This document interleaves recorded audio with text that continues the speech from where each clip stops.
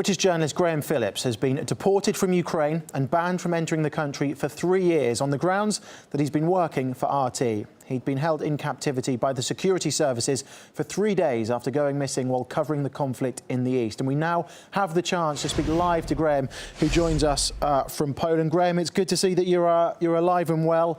RT lost contact with you earlier this week. We had no communication for 3 days. Just tell us what happened.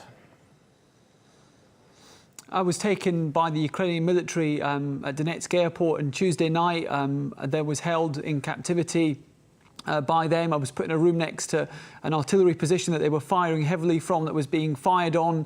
I was kept in a cell. I was detained along with another journalist, Vadim, who was beaten in front of me. I saw soldiers, kick him in the face. And then a soldier said that if he couldn't confirm my details, then he couldn't guarantee that I was going to live. I was blindfolded. We were kept in a cell without water or toilet facilities, and then we were separated. I was interrogated. All day. I was called a terrorist. I was told that I had a Russian passport, that I was a Russian spy. They were telling me all day that I hadn't entered Ukraine through Ukraine. I'd entered it through Russia. It's all completely false. They were accusing me of working for terrorists. All of these accusations and interrogations. And then they took my computer, they took my things, and I've just got out. I've just recently been released, and I was on the train to Warsaw. I've come from the Polish border, and I've just recently discovered that now all of my accounts have been hacked. So my Twitter account, my email account, my YouTube account, which is obviously my main livelihood, someone has deleted 2,000 videos from that. So every single account that I have, Facebook for contact, the time that the Ukrainian forces have had my computer, it was held by the SBU as well. They've taken that, they've stripped all the passwords. So I've now basically been cyber attacked. And I'm just fighting now to try and get my life back, having been kicked out of the country of Ukraine. My car was taken by the Ukrainian military. My money was taken. My bulletproof vest. I've been deported from a country that I own a flat in and told that I'm an enemy of the state, when all I ever did there was report the news, was report the truth. And I've been told, I've been obviously banned from for 3 years, kicked out, put at the border, and then I've been cyber attacked. So basically, my entire life has been taken apart. I mean, thankfully, I'm alive, and as you can see, I'm effectively all right, but I'm a little shell-shocked by the whole experience and just trying to kind of get my bearings and get things back together after what was an ordeal. Really was over 3 days, that was then transferred to SBU in Zaporozhye, further interrogations, further accusations made, and then taken to Kiev, and then put in a van and taken to the border, told I was deported and banned for 3 years. And I mean, I can't comprehend this. I've been called an enemy of the state. I was the journalist 2 years ago when every other journalist was saying, don't come to Ukraine for Euro 2012. I was the one writing articles that you should come to Ukraine, defending Ukraine, praising Ukraine.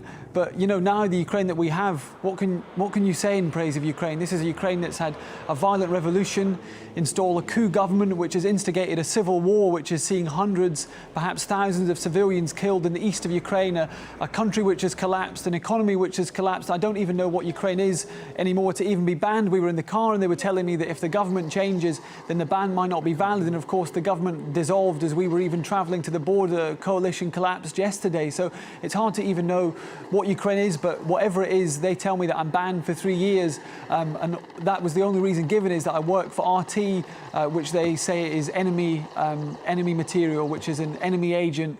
And I defended myself at the border, but I mean, there was no representation given to me. There was no opportunity to make my defence in any way that would have had any meaningful impact. All I could do was say that I'm a journalist. I've only ever reported the truth. Graham, in Ukraine, I've only ever reported what I've seen. Let's talk about this is now the punishment, is I've been persecuted. And let's talk about what happened to you in terms of how you were treated during your time in captivity. You say you had a number of your belongings and your possessions taken. How are you supporting yourself now? What was taken, and what are you doing to support yourself right now? Well, RT, thankfully, have got my back, have come to me. I mean, I was put out at a place that I didn't even know where I was. I wasn't allowed to contact anyone for that time. I mean, they were sending messages from my phone. That message that you got at RT saying all is fine, I didn't send that message. they were going through my messages, asking me about every single message. Who sent this to you? Who's this person? How do you know this person? And then they've obviously had my computer, and they've stripped and they've taken all my passwords, and it was one by one. It was my Contacted to begin with, then it was my Facebook.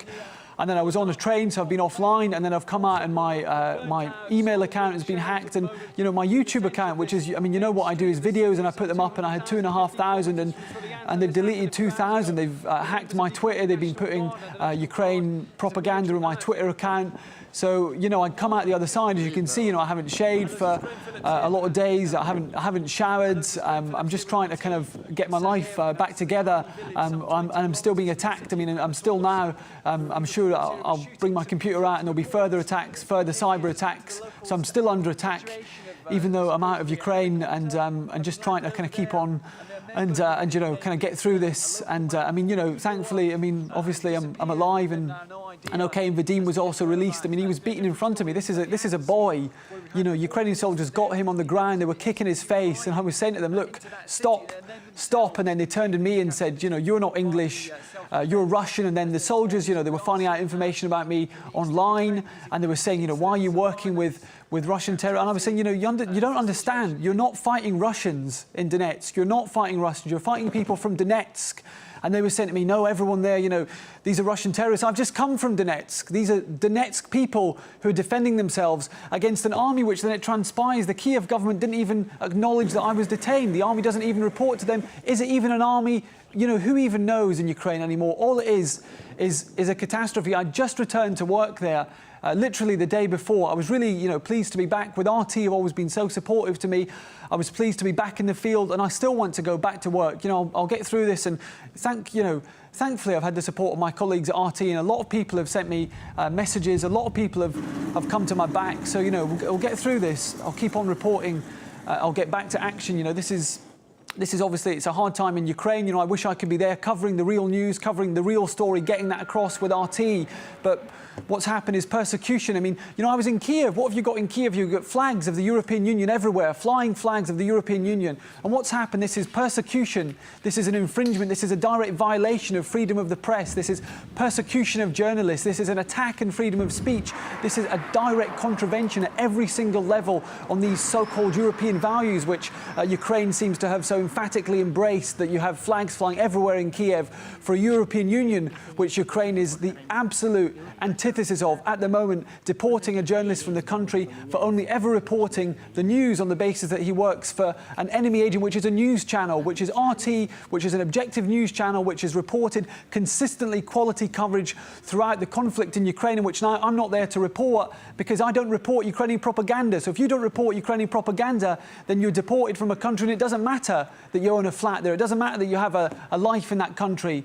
They deport you, they ban you, and that's it. They take your car from you. They took my bulletproof vest. I was in a room that was under shelling, and they had my bulletproof vest. And I've never seen that. I've never seen that again. They, at least the one thing, they gave me my bank cards. I've been able to withdraw my funds, but I'm sure that I'm going to log online now and find that my bank accounts have been targeted, because every single account that I have has been targeted. So. That's how things are at the moment. But the main thing is I want to get back to work. I want to get back in the field, and I want to get back to work. Thanks a lot for all the support that everyone has given me and shown me, and we'll get through this and keep on reporting, keep on getting the news out. It's clearly been a difficult time. We appreciate you coming on, and we appreciate your time and your work, and good luck with getting your life back in order. Graham Phillips, thank you very much for your time here on RT International. Thanks.